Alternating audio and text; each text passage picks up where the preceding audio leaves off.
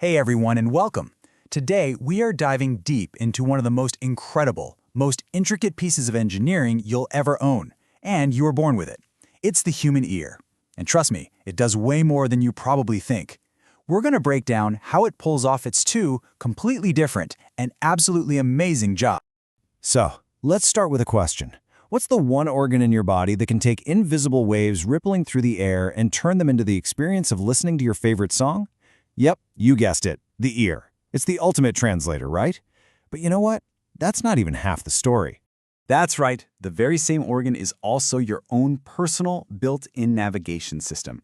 It's like a super sophisticated gyroscope that is constantly telling your brain where you are in space, keeping you upright and stable. So, how on earth does this one little thing do all that? All right, let's get into it. First up, let's follow the journey of a sound wave. I want you to think of it as an epic adventure with three really critical stages. Each one is designed to solve a very specific physics problem on the way to your brain. It all starts with your outer ear, which basically acts like a funnel, just catching those sound waves. Then, things move to the middle ear, which acts as a powerful amplifier to boost the signal. And finally, the inner ear. Well, this is where the real magic happens. It converts those physical vibrations into electrical code that your brain can actually understand. Now that middle step, the amplification part, is super clever because it has to solve a major physics problem. That problem is called impedance mismatch. Sounds complicated, but here's an easy way to think about it. Imagine you're standing at the edge of a swimming pool and you shout at the water. What happens? Most of that sound just bounces right off the surface, right? Well, your ear has the exact same problem.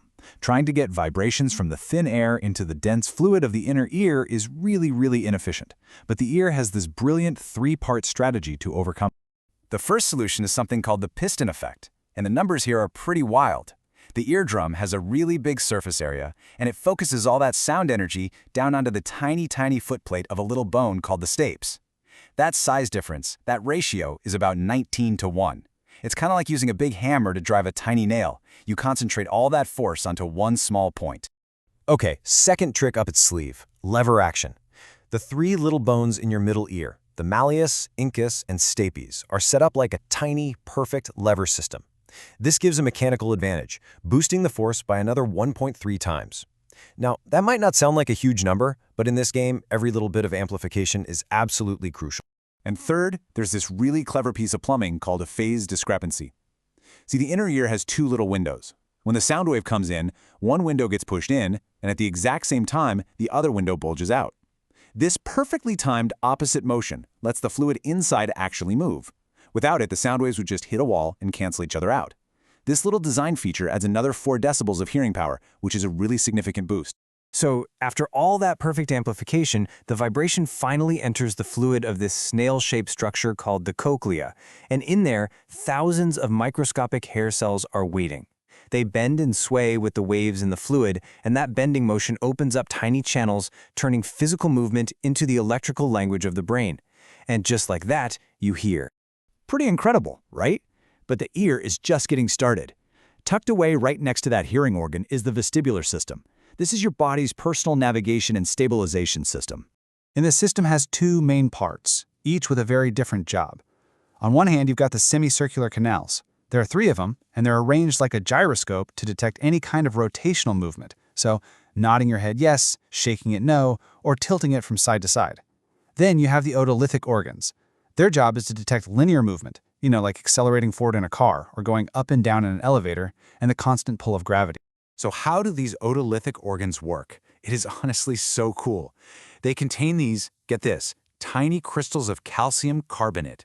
They're basically little rocks called otoliths, and they rest on top of this jelly-like membrane.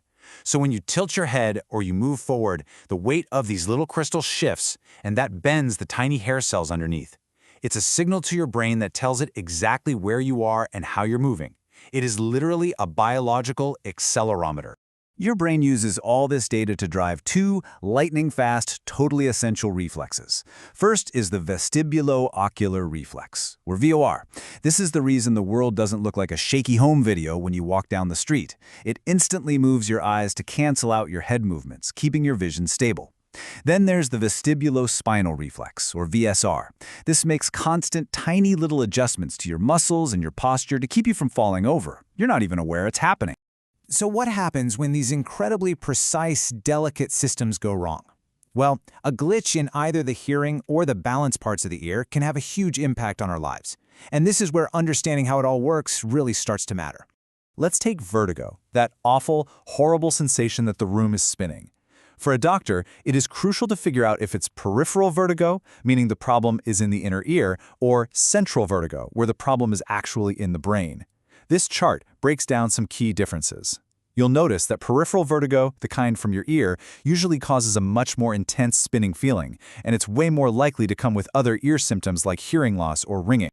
And when we talk about hearing loss, it's not just an on or off thing. It's classified by severity. This chart gives you an idea of the decibel levels.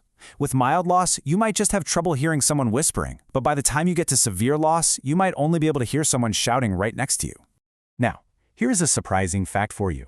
The single most common cause of that terrible vertigo is a condition with a long name, benign paroxysmal positional vertigo, or BPPV. Remember those tiny little ear rocks, the otoliths? Well, sometimes a few of them can break loose and float off into one of the semicircular canals where they absolutely do not belong.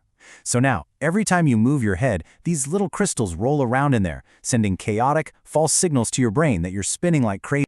But here's the amazing part.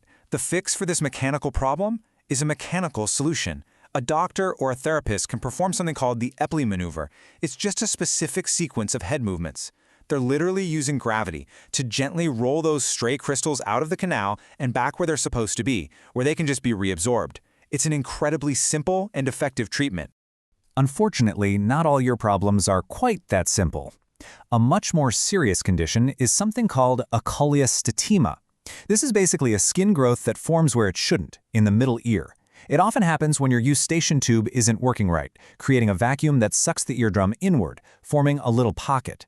And while it isn't cancer, it can act like it. And this quote from a medical text really drives home just how dangerous this can be. That skin sac just keeps shedding layers of dead skin that get trapped. And that debris is incredibly destructive. It can literally eat away at the delicate hearing bones, the channel that holds the nerve for your face, and even the bone that separates your ear from your brain. It can lead to devastating problems, and the only treatment is surgery.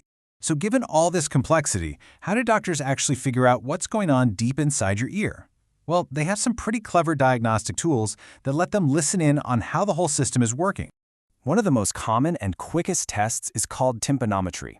It just checks how well your eardrum moves by puffing a little bit of air in your ear canal. This slide is a really quick guide to the results. A type A curve, think A for awesome, that's perfectly normal.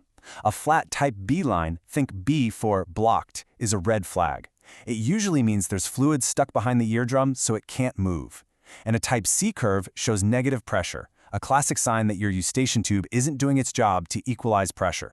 When you really step back and think about it, from the quietest whisper to the most complex symphony, from a subtle shift in balance to the feeling of accelerating forward, our ears are the silent translators of our physical world. They root us in reality. They connect the physics of the world to our perception of it. Which really makes you wonder, what part of that amazing connection would you miss the most?